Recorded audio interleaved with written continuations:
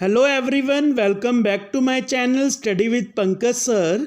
Today we are going to discussing meaning and functions of central bank.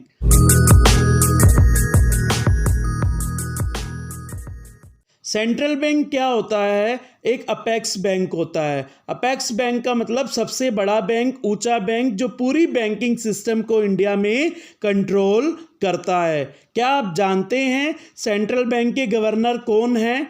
Central bank के governor Shaktikanta Das हैं। Reserve bank of India ही central bank of India है। Reserve bank of India 31 different locations में India में फैला हुआ है। Reserve bank of India का हेडक्वार्टर मुंबई में है। रिजर्व बैंक ऑफ इंडिया के 19 रीजनल ऑफिसेस हैं और 4 जोनल ऑफिसेस हैं। सेंट्रल बैंक ऑफ इंडिया एक अपेक्स बैंक है जो पूरी बैंकिंग सिस्टम को इंडिया में कंट्रोल करता है। The central bank is an apex bank that controls the entire banking system of a country. It is sole agency of note issuing and control the supply of money in economy. Central bank क्या होता है? Apex bank. Apex का मतलब सबसे ऊंचा bank जो पूरी entire banking system को इंडिया में कंट्रोल करता है। It is sole agency. Sole agency का मतलब एक सिंगल एजेंसी है, एक सिंगल बैंक है जो क्या करता है? नोट इशू करता है और सप्लाई ऑफ मनी को इकोनॉमी में कंट्रोल करता है। It serve as a banker to government and manages foreign exchange reserve of the country. Reserve Bank of India is the central bank of India.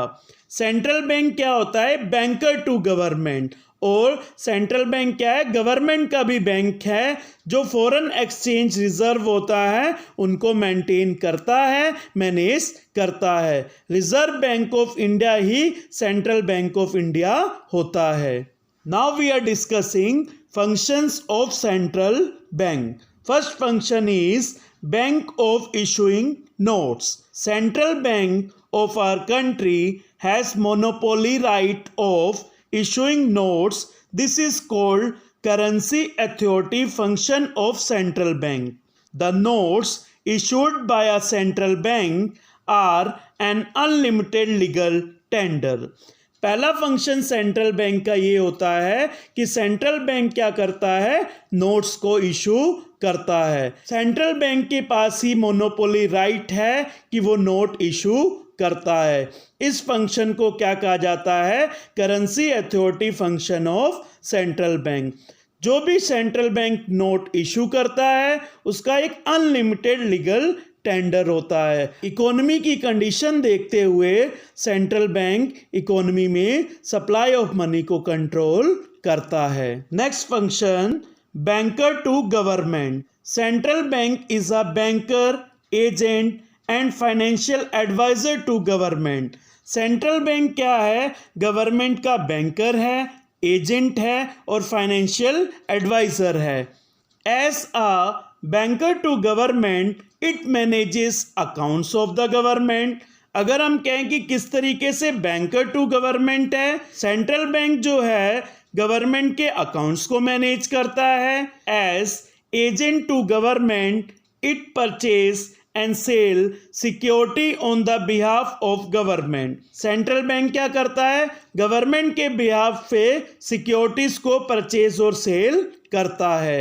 As an advisor to government it frames policies to regulate the money market. किस तरीके से central bank advisor है government का? Central bank policies बनाता है कि money market में किस तरीके से रेगुलेट किया जाए। इस तरीके से कहा गया कि सेंट्रल बैंक जो है बैंकर टू गवर्नमेंट है।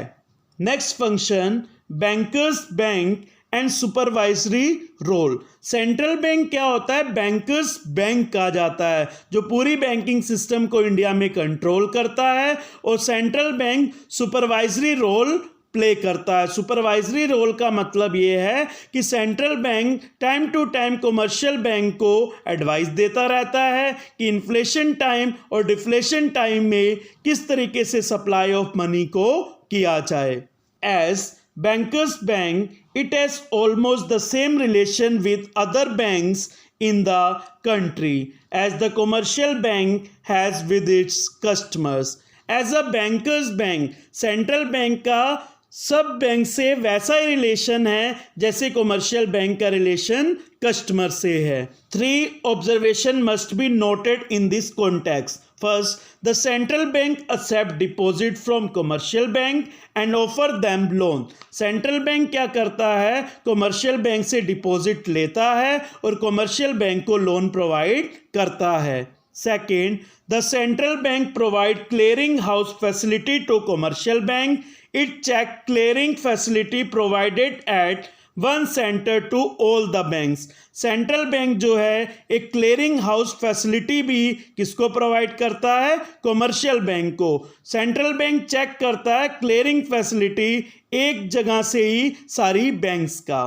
Third, a supervisory role of the central bank as to sure that commercial banks show compliance related to CRR and SLR. Do you know what is CRR and SLR? CRR का मतलब होता है cash reserve ratio. CRR का मतलब होता है कि minimum percentage of a bank total deposit required to be kept with the RBI. कि कुछ ना कुछ मिनिमम परसेंटेज बैंक्स को जो है आरबीआई के पास रखना पड़ता है ताकि फ्यूचर में कोई इमरजेंसी आए उसको मीट कर सके.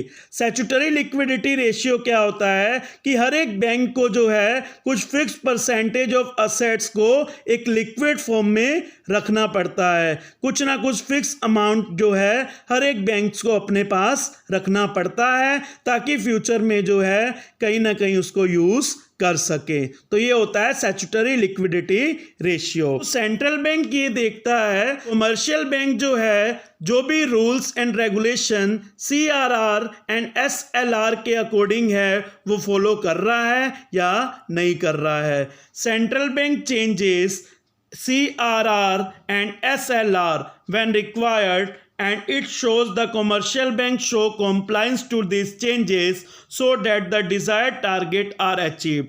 सेंट्रल बैंक जो है CRR एंड SLR में चेंज करता है जब सेंट्रल बैंक को ज़रूरत पड़ती है और कमर्शियल बैंक को उसके अकॉर्डिंग चलना पड़ता है ताकि जो है डिज़ायर्ड टारगेट जो है पूरा हो सके. क्योंकि सेंट्रल बैंक जो है सप्लाई ऑफ मनी को इंडिया में कंट्रोल करता है तो सेंट्रल बैंक जिस तरीके की इंडिया में कंडीशन होती है उसके अकॉर्डिंग कमर्शियल बैंक को सेंट्रल बैंक एडवाइस देता है कि किस तरीके से CRR एंड SLR को चेंज करे ताकि जो है डिज़ायर्ड टारगेट को पूरा कर सके.